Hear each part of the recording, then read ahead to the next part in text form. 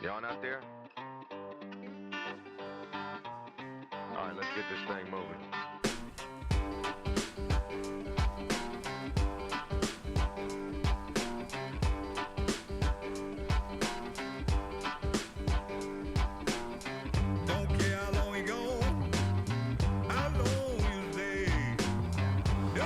My sort of first introduction to the Folly was actually back when I was a kid going to school. I went to school not too far from here, probably about 1.5 miles down the road, and our school bus used to take a diverted route and it actually used to come past these lakes. It lit a fire in me to kind of want to have a go and find some more information about it. It wasn't until sort of the pandemic sort of time that I actually caught wind of the place and got more info on it and found out I knew a few people who'd actually fished the lakes.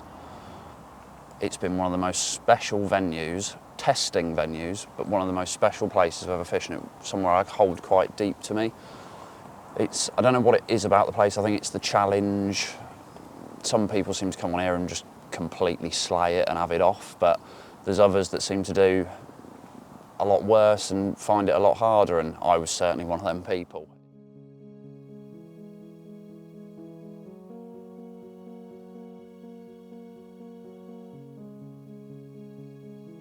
It's been very testing for me. I think biggest struggle on here is a time shortage, like not being able to put in lots of consecutive nights and being away from the water for certain periods of time, other commitments, etc., work, busy life, and sort of being only able to squeeze in short sessions, 2 nights at a push.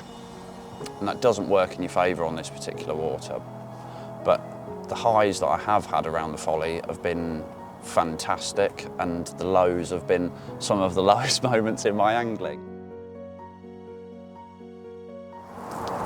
So all I'm doing here is it's a spot that I've fished previously in times gone by on here, and although you wouldn't normally associate, we're in early autumn now, I'd say it's feeling very autumnal, the weather, and you wouldn't normally associate that with margin fishing, but the beauty of this lake is the margins are very, very deep, and the fish have been spending a lot of time at night circling this margin and coming into these snags. So I'm just positioning a little sneaky snidey rod in here. There's a beautiful little spot down here that I have fished previously and had some very good results off. So we're just going to lower this rig in. Nice little fluorocarbon D-rig onto the spot. We'll trickle some bait in shortly, but I'm just getting the rods in because we are losing the light. I'm struggling for a bit of vision, but we'll try and swing it in. It is a bit precarious, but it's just a case of lower it down onto there, donk, and just keep that line nice and sunk down. I've got plenty of putty up the rig. It'll be really, really slack. I'll get all the line and everything sorted and I'll get it baited, but that is fresh and ready to go.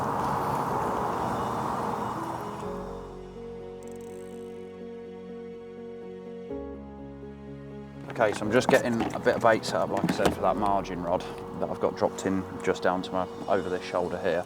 It's literally very simple mix, a little bit of chop worm, which I've got there, just mulched up. I like to keep a bit of the mud in, just because I think it holds some of the aminos in and stuff like that. Mixed with that, it's going to be a bit of 12mm crab, some crumbed up and some whole, just very light, simple bait.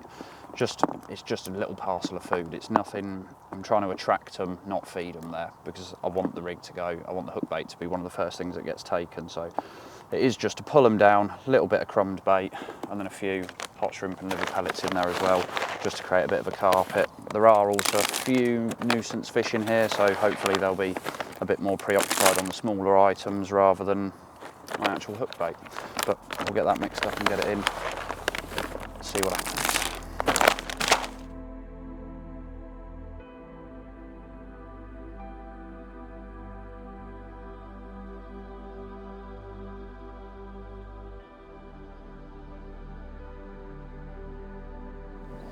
Okay, so when I arrived in the swim, it was quite evident that there was plenty of fish showing out to my right in what I know to be the deeper area of this swim. We've got a nice, like, deep bowl into this right-hand corner.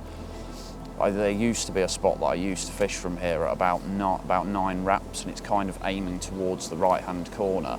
And I thought that would be my opening gambit, is try and re-find that spot there. It coincides that it's no longer there, or it's just silted over and weeded over.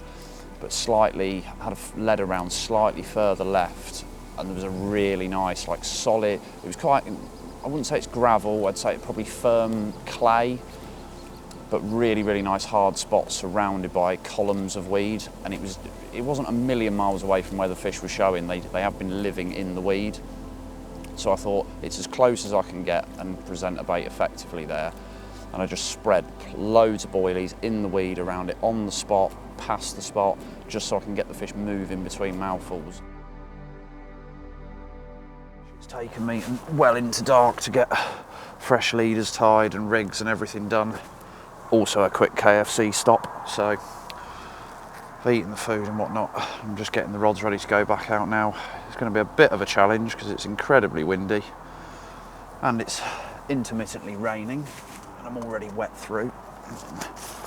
But I've just got to get the rigs back on, get them wrapped up, and then get the rods back out there on the dance floor.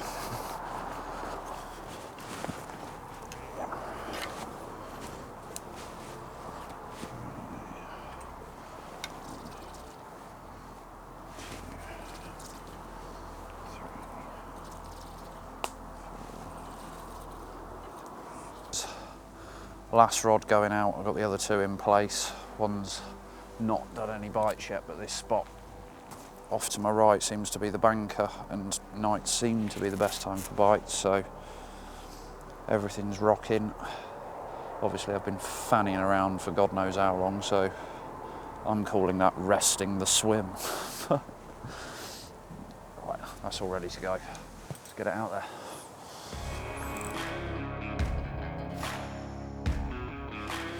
Well, what a return this is to the Folly. I think we all have our bogey waters and places that we struggle with, and this place has certainly been mine. I've spent quite a lot of time here over the past few years trying to tempt these wily old fish, and it has certainly kicked me up the arse from time to time. I've had my results, but it really has been a struggle at times. So to get that back on my first night back after a year, I'm made up with that. I couldn't ask for a better return back to the Folly, as they say. So we'll get this back in the water. It seems that the tactics and everything and the baiting strategy is working, so hopefully there'll be a few more on the cards, but if not, I couldn't be happier with that.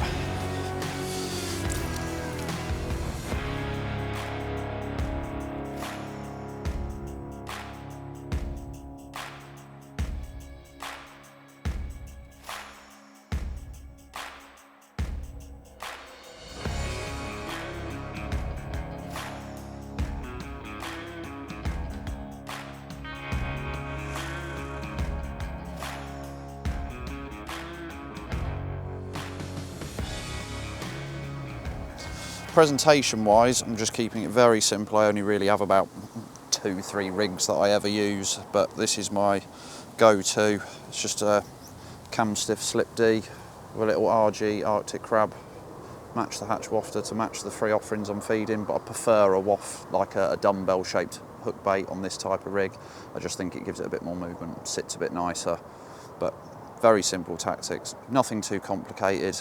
I use silicone on the hook as opposed to shrink tube. It just means I can swap the hook over really easily. I'm fishing like a really hard gravelly bottom out there, so when I sharpen my hooks within an inch of their life.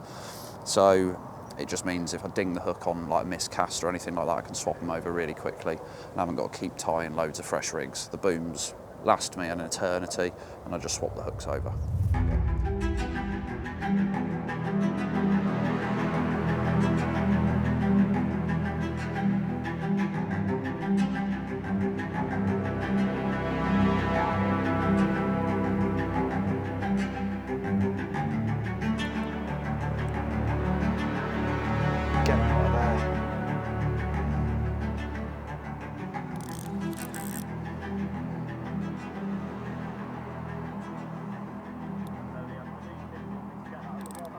I think it's wrapped up in it, mate. That's the only problem. If you could try, but I don't want to risk. Stop! Get out! Get out! Get out! Get out! Get out! Where's this energy come from? This fish?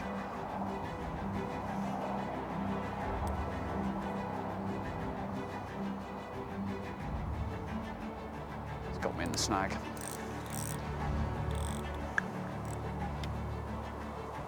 Get out of there.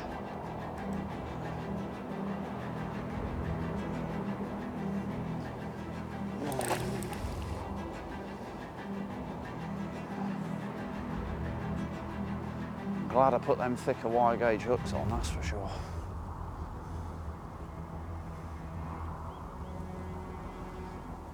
Come on. Hello. Still got me, yeah? Right. It's literally sat on top of these snags right down by this bush.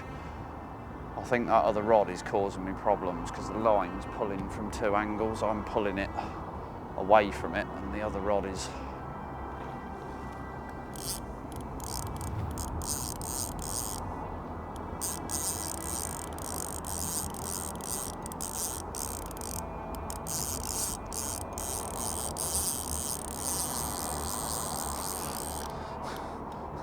where's this come from? Yeah, look, this is the problem. Oh, we've got a carp washing line.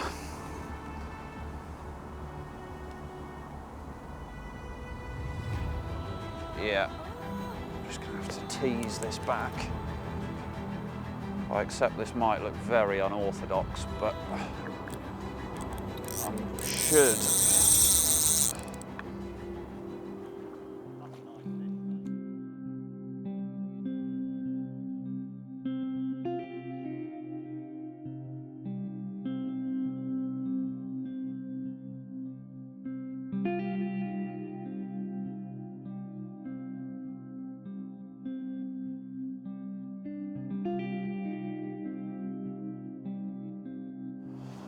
Well, as you may have seen, this fish gave me the serious runaround. And I should have put 2 and 2 together, really. There's one fish in this lake known as Big Bad Barry, and it's got that name for a reason, and it's because it's an absolute animal. And we've got that one, oh, right on cue, he's tensing up, but it's a lovely, lovely fish. It is actually a fish that I've caught before. I caught it a couple of years ago, and it absolutely beat me up then, and nothing's changed this time round, so it's nice to make his acquaintance again.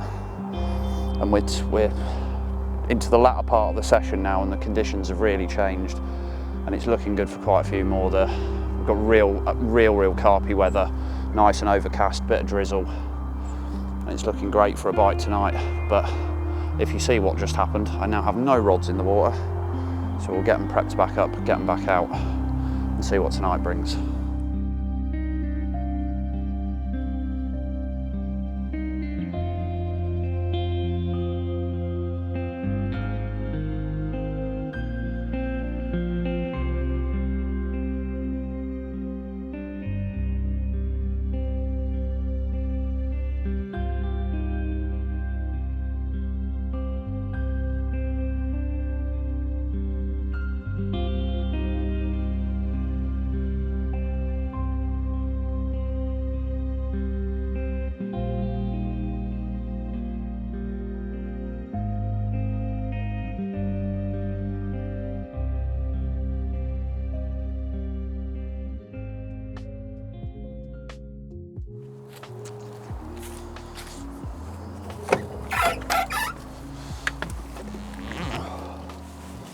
Well, unfortunately, nothing materialised on the final night. It was all very quiet. It looked good going into the evening. The weather conditions were mega, but it just wasn't meant to be. It's been a great trip nonetheless. I've thoroughly enjoyed being back on here. It's a shame that we couldn't tick one of them real big uns off the hit list that I really wanted to catch, but that's fishing, isn't it? That's why we do it. It's the unknown, the uncertainty. If it was a given and you knew what was going to happen, it'd get very boring. So it gives me something to come back for. and hopefully I will be back. I've been really thankful to Nick for giving me the opportunity to come back here and fish the place after a few years away, but we're going to get on the road, get home, and maybe we'll be back.